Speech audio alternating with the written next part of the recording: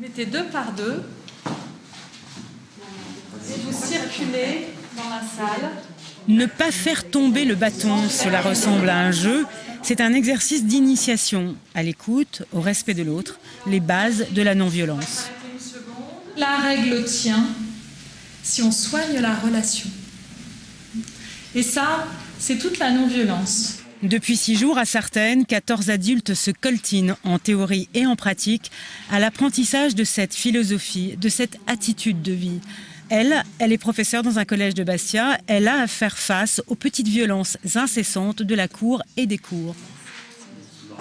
Moi, j'ai senti une difficulté de comment aller au-delà des mots, aller au-delà des principes. Le respect, oui, mais comment?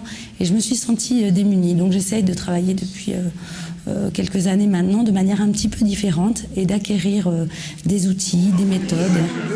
À peine 3 hommes dans l'effectif, mais les présents rappellent avec précision que la non-violence convient très bien à la virilité. Le plus grand pacifiste, il s'appelait Jean Jaurès, il s'appelait Luther King, il s'appelait Gandhi, donc c'est des hommes aussi. Et que face à la violence qu'ils ont rencontrée, il y avait de toute évidence un besoin de virilité, de force, etc. On n'est pas un non-violent, c'est pas quelqu'un qui a peur, c'est pas un lâche. Avec Bernard, les enjeux de l'atelier passent du champ professionnel au débat public sur violence et société. Une particularité bien ressentie par la formatrice venue de Paris. Finalement, qu'est-ce qui est naturel chez l'être humain? Est-ce que la violence, ça fait partie de la nature humaine? Est-ce que ça fait partie de la culture corse? On sent qu'il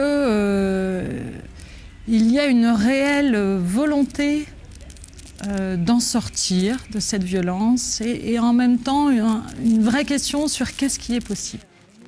C'est l'association Oumagne qui organise ces ateliers. En 2 ans, plus de 1400 personnes, collégiens, enfants des écoles ou adultes, y ont participé.